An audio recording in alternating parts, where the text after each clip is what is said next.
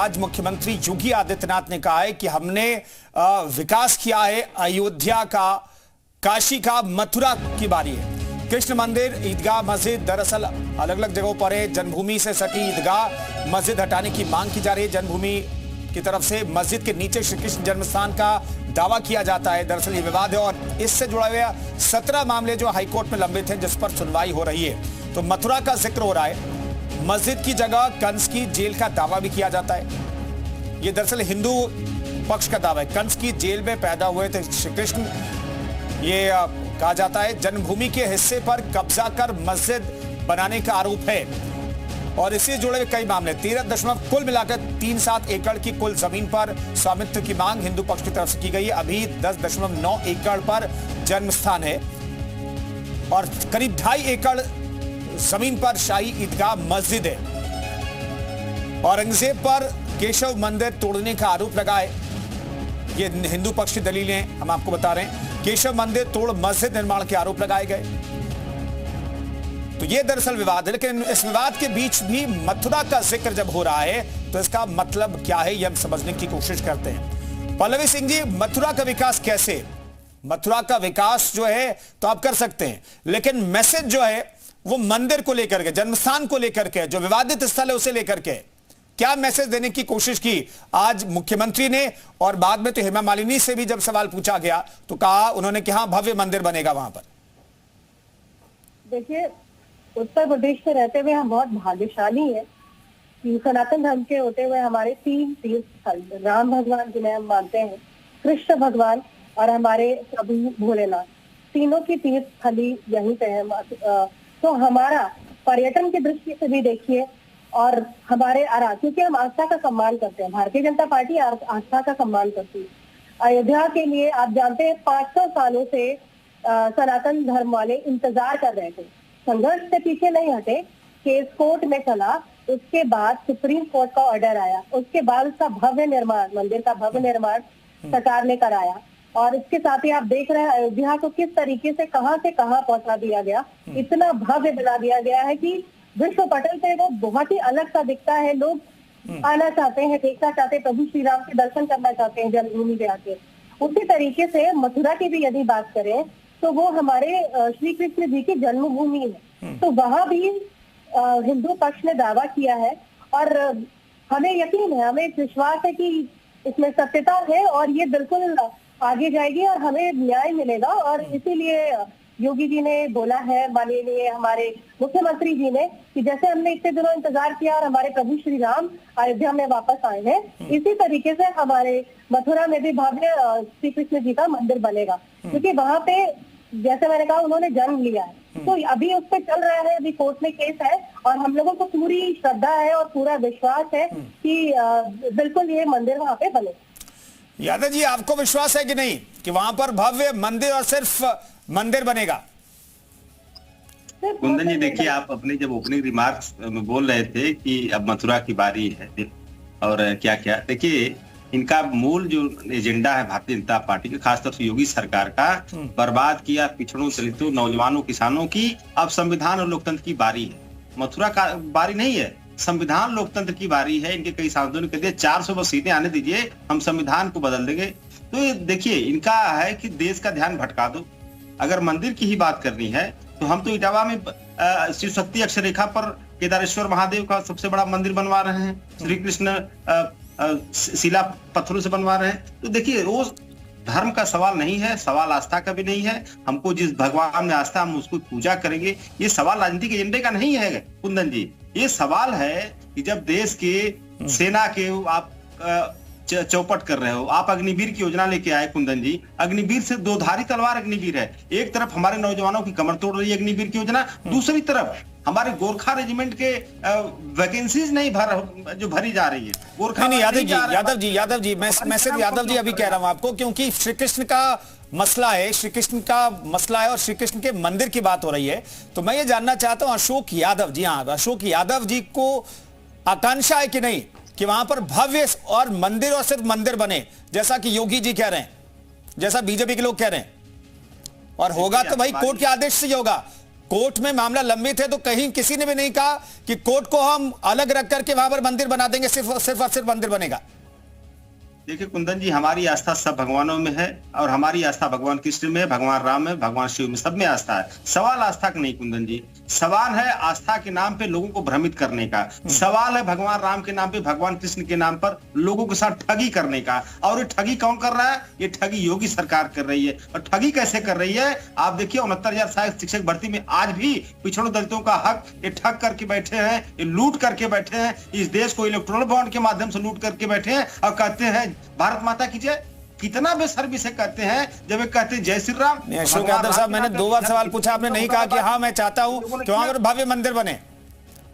मैंने 2 बार सवाल आपसे पूछा और आपने ये नहीं कहा कि हाँ वहां पर मंदिर बनना चाहिए, कोर्ट के आदेश से बने, लेकिन मंदिर बनना चाहिए, भव्य मंदिर बनना चाहिए। देखिए कुंदन जी, मैं 100 बार आप पूछेंगे 100 बार ये बताऊंगा कि जहां पे भगवान की आस्था का सवाल है, हमारे सब भगवानों में आस्था है, हमारे सब धर्मों में आस्था है। हमारे देखिए जो संविधान में व्यवस्था दी गई है कि हमारा देश जो है धर्मनिरपेक्ष देश है और इसमें धर्म के नाम पर आप अगर लोगों का ध्यान भटकाएंगे मूल समस्याओं से तो ये उचित नहीं है। ठीक है, आप हमारी आस्था भी है, भगवान में आपकी भी आस्था है, इसमें कोई बात नहीं है, लेकिन आप मूल मुद्दों से ध्यान भटका करके जनता के साथ ठगी करना बंद। ठीक है, सुशील बासी जी से मैं जवाब ले लेता हूं। सुशील बासी साहब, क्या मूल मुद्दों से ध्यान भटकाने की कोशिश हो रही है या फिर चूंकि ये करोड़ों हिंदुओं की आस्था का मसला है इसलिए मथुरा का जिक्र हो रहा है? भारतीय जनता पार्टी जो है वो आस्था का राजनीतिकरण करती है। ठग करने का काम अभी आपने देखा कि आयुष्मान घोटाला किया इन्होंने। उत्तर प्रदेश में इन्होंने अस्पताल नहीं बनाए, इन्होंने झुना कार्ड दिया है आयुष्मान घोटाला करके, मरे हुए लोगों का आयुष्मान कार्ड बना दिया। इस देश में पेपर लीक करा दिया गया। नौजवान पढ़ाई करता है, उसको नौकरी नहीं देना चाहते हैं और नौकरी भी देंगे तो आउटसोर्सिंग से देंगे, परमानेंट नौकरी नहीं देना चाहते हैं। भूखे भजन न होए गोपाला। इस देश में राजनीति के लिए यह व्यवस्था बनाई गई थी कि आपने इस देश में कितने विश्वविद्यालय खोले, आपने कितने विद्यालय खोलने का काम किया। आप चाहते हैं इस देश में जो टैक्स पेयर लोग हैं उनको इस देश के बच्चों को शिक्षा न मिले। आप चाहते हैं टैक्स पेयर लोगों को उनको अस्पताल में दवा न मिले, उनके लिए व्यवस्था न होने पाए। आप इस देश में जानबूझ करके एक खेल खेलना चाहते हैं। और मैं आपसे पूछना चाहता हूं, क्या भारतीय जनता पार्टी जब पैदा हुई है तब से भगवान राम की और भगवान कृष्ण की लोग आस्था रखते हैं? क्या इससे पहले भगवान कृष्ण के नाम पर इस देश में तमाम साहित्य के रूप में लोगों ने अपने घरों में पूजा पाठ नहीं किया है? क्या उसके पहले कृष्ण लीला जो है गांव गांव जन्माष्टमी नहीं बनाई गई है? आखिर इस देश में भारतीय जनता पार्टी जो संविधान के लिए एक खतरा बनकर आई है, अग्निवीर योजना अभी हमारे भाई साहब बता रहे थे, आप नौजवानों को 4 साल की नौकरी देना चाहते हैं। ठीक है पल्लवी जी, वो 15 साल। पल्लवी जी जवाब दीजिए। ये कैसा देश बना? जी बिल्कुल जवाब देंगे।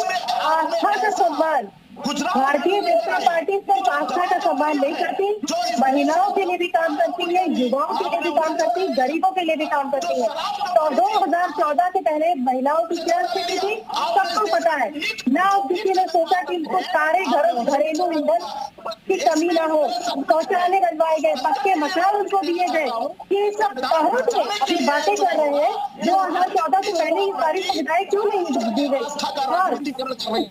सिर्फ आस्था की बात नहीं करती है, कितनी सारी योजनाएं दी गई है। आवास योजना के तहत कितने लोगों को आंकड़ों पे बात करते हैं। भारतीय जनता पार्टी आंकड़ों पे बात करती है, एक तरीके से बात नहीं करती है कि बस आपकी पार्टी के खुद लोग आपसे सहमत नहीं है।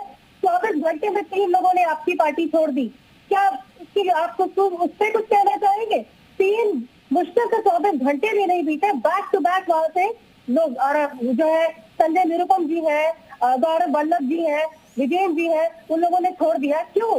पार्टी की नीतियों से आपके पास विचारधारा ही नहीं है। आप परेशान है, आप महिलाओं की इज्जत नहीं करते हैं। और आपने महिलाओं के लिए काम ही क्या किया? आपने कोई योजना निकाली महिलाओं के लिए? आप तो बस खाली टिप्पणी करने के लिए बने हुए हैं। टिप्पणी करिए, कांग्रेस पार्टी को सिर्फ यही करना है।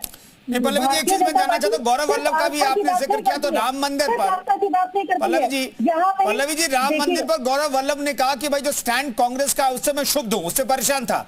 दूसरी बात यह है कि इस डिबेट में मैंने दोनों सवाल पूछा, सुशील पासी से और अशोक यादव जी से, कि भाई मंदिर बनना चाहते हैं कि नहीं चाहते हैं। भाई कोर्ट के आदेश से ही बनाना चाहते हैं, नहीं बनाना चाहते हैं, ख्वाहिश क्या है आपकी? उस पर भी नहीं है, उनकी इच्छा नहीं है। उस पर भी इच्छा जाहिर नहीं की दोनों ने। इसके पीछे की वजह क्या है? पल्लवी जी जल्दी से छोटा जवाब। भारतीय जनता पार्टी सिर्फ आस्था में नहीं वो कर रही है, बाकी चीजें भी आप देख लीजिए। गिना सकती हूँ आंकड़ों के साथ आपको। गरीबी उन्मूलन बहुत टाइम निकल जाएगा, अगर मैं बताना शुरू करूंगी ना तो आप लोग परेशान हो जाओगे। स्वच्छ जल तक के बारे में नहीं सोचा गया था कि हर घर में स्वच्छ जल मिले। यहाँ तक कि महिलाओं की बात करते हो आप, महिलाओं के लिए टॉयलेट तक के लिए जो सबसे बेसिक नेसेसिटी है वो हमारे माननीय प्रधानमंत्री जी ने सुनिश्चित कराया है। ये अभी नया वो सोचिए, वो इतना सोच रहे हैं कि हर घरों पे सोलर पैनल होना चाहिए, सोलर एनर्जी देने के बारे में सोच रहे हैं। आप लोगों ने इस लेवल से सोचा भी क्या कभी? आप तो भाजपा की बात कर रहे हैं, आपको नहीं दिख रहा कि उत्तर प्रदेश का पर्यटन का कैसा बढ़ गया है, विश्व कैसे लोग आ रहे हैं कि जो वहाँ पे लोग थे, छोटे छोटे व्यापारी थे, 50 से 100% तक उनकी आय बढ़ गई। आपको ये नहीं दिखाई दे रहा है कि वहाँ की टूरिज्म इंडस्ट्री है, एयरपोर्ट जो बन गए हैं, फ्लाईओवर्स नए बने, कनेक्टिविटी देश से लेकर विदेशों में इतनी अच्छी हो गई है, ये नहीं दिख रहा आपको? ठीक है अशोक यादव साहब, दरअसल मुख्यमंत्री ने ये सारी चीजों का आपके पास नहीं। अशोक यादव साहब से जवाब मैं ले लेता हूं कि योगी आदित्यनाथ सरकार से पहले समाजवादी पार्टी की सरकार थी और आज तो रिकॉर्ड बाबा विश्वनाथ धाम में चढ़ावे का आंकड़ा भी सामने आ गया। करीब 84 करोड़ रुपए चढ़ावा चढ़ाए और 10 करोड़ के आसपास लोग सालाना आ रहे हैं बनारस में। तो बनारस और अयोध्या की जो तस्वीर बदली है उसके लिए क्रेडिट देंगे तो नहीं देंगे कि नहीं देंगे? चलिए धार्मिक बातों को अलग रख लीजिए। पल्लवी जी मैं लौटता हूं। कुंदन जी देखिए, पूरे देश की अगर उत्तर प्रदेश की बात किया जाए, पूरे देश की बात किया जाए तो पूरे देश की तस्वीर और तकदीर भारतीय जनता पार्टी ने बदली है। और कैसे बदली है मैं वही बता रहा था। पूरे देश में आज जो माहौल है, 45 साल में सबसे ज्यादा बेरोजगारी इन्होंने दिया, सबसे ज्यादा महंगाई इन्होंने दिया, सबसे ज्यादा किसानों की आत्महत्या का काम इन्होंने किया, सबसे ज्यादा अगर किसी का शोषण हुआ तो महिला समाज इसका शोषण भारतीय जनता पार्टी की सरकारों में हुआ, और सबसे ज्यादा अगर किसी के ऊपर कुठाराघात हुआ कुंदन जी तो इस देश के पिछड़ों दलितों पे हुआ। और मैं नहीं कह रहा हूं, आंकड़े कह रहे हैं। जिस तरह से योगी सरकार अभी 34 वीसीज नियुक्त किए गए, उत्तर प्रदेश की बात में बता रहा हूं, छोटा सा एग्जांपल, 34 वीसीज में सिर्फ 4 पिछड़े दलित हैं, बाकी 30 कौन समाज के लोग हैं। ये पिछड़ों का वोट आप लेंगे, दलितों का वोट लेंगे, लेकिन जब नौकरियां देने की बात आएगी तो आप नौकरी दूसरे समाज को दे देंगे। तो देखिए, हिस्सेदारी भारतीय जनता पार्टी कभी नहीं देना चाहती पिछड़े दलितों को। उनको इसी तरह के फालतू एजेंडे में, कभी मथुरा के एजेंडा में, कभी अयोध्या के एजेंडा में, कभी कहीं धर्म के एजेंडा में फंसा करके पूरे देश को बर्बाद कर दी है। लेकिन अब समाज जागरूक हो गया कुंदन जी, वो जान रहा है कि चुनाव। ठीक है, समाज बहुत जागरूक है और वोटर भी बहुत जागरूक है। वोटर काम के आधार पर वोट करेगा, आस्था के नाम पर भी वोट करेगा। दरअसल ये भी सच्चाई है।